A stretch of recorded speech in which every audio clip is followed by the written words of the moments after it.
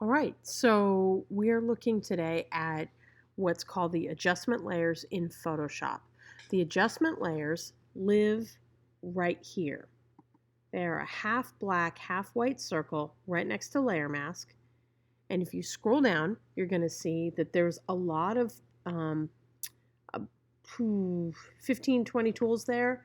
And some of them are a lot like what you see in Lightroom. Not everything, but a lot. Brightness contrast is very much like exposure. Levels we do not have in Lightroom. Curves we do have. There's an exposure one. Vibrance, hue, saturation. It's got a black and white tool. And then it's got some other tools too that do some special effects. So what we're going to start with is the tool called Levels. So all you have to do is click on it. And what Levels does is it measures the level of dark areas, medium areas, and bright areas in a photo. It doesn't matter if you're looking at a black and white photo. We're also going to look at a color one in a second. So right here on the tool, you can see that it shows the histogram or the chart that shows the levels of bright areas, medium areas, and dark areas in this photo. You have 3 eyedroppers right here, and then you have a bar at the bottom that tells you here's the brights, here's the darks, so you don't get confused.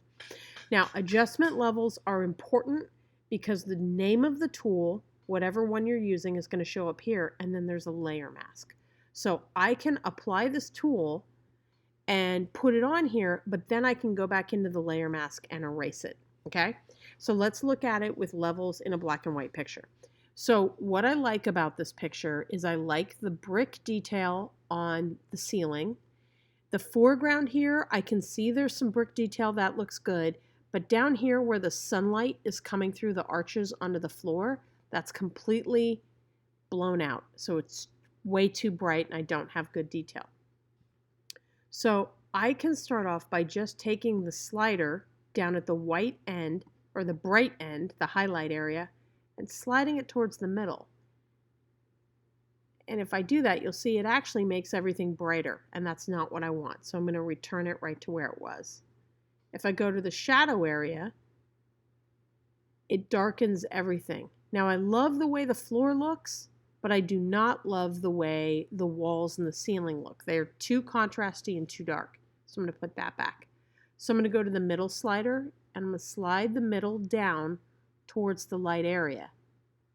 And I love the way the floor looks. That's perfect, but I don't like the way the walls look, and especially the ceiling. So I'm going to erase the effect off the places I don't want. So the layer mask is built in. I'm on a brush. I'm going to actually make the brush semi-soft. So I'm going to give it like a 50%. I'm going to make the brush fairly large so I can work quickly. I'm going to just use my bracket key to make it bigger so I can erase nice and easy. And then go in and erase. So now that change that I made, adding the darkness that improved the highlight areas in the floor, gets removed. But the floor still looks good. And then if I look at my thumbnail for the layer, you can see that I've carefully erased everywhere. There's a corner I missed, so now I've got that. There we go. And that's how you use the level tool. Another way you can use the level tool is you can go back in.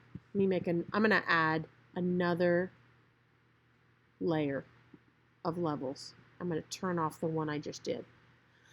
Another way to make adjustments and to get really good tone range, depending on the picture, is to sample in the image and set a black point, or sample in the image and set a white point.